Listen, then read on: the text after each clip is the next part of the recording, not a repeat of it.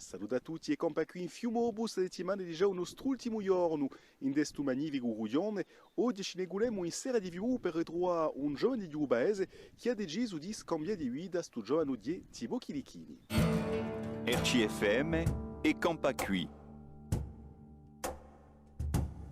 Il paese per me è qualcosa di importante, posto che ci sono mica nato, ma ci sono sempre stato, diciamo, da 0 a 22 anni, sino a parte a Villa.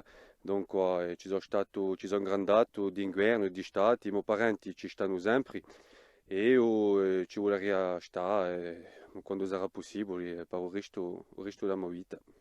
Il percorso, sono stato qui in sera, dopo sono fatto a scuola in piedi, posto che mamma era maestra di scuola in piedi. Dopo sono fatto al collegio e al liceo qua di a Ciaro. Dopo un piccolo passaggio per il liceo agricolo di Sartè.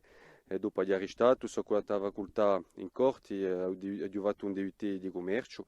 E dopo ho passato un corso di giornalista bilingue e dunque sono riuscito. E dopo ho fatto 2 anni in alternanza a radio, posto che sono stato preso a radio per il suo diploma qui. Ho fatto 3 anni dopo il suo diploma.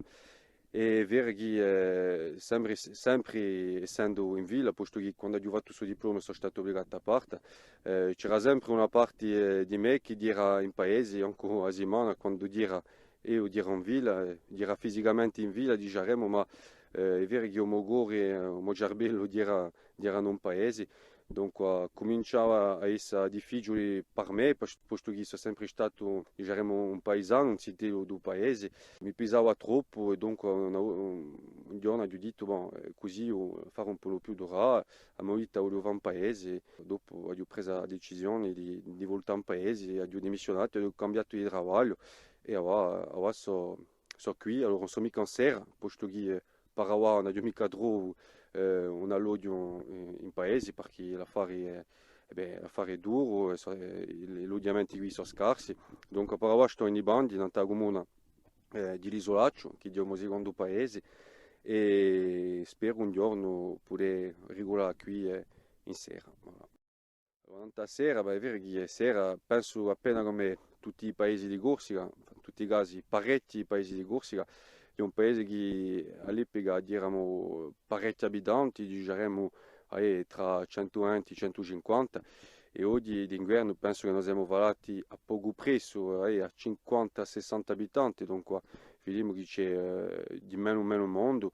I giorni siamo qualcuno, quantunque, qualcuno diciamo che temo sempre lo stinto paesano, lo stinto di qui, siamo appena relegati a questi luoghi qui.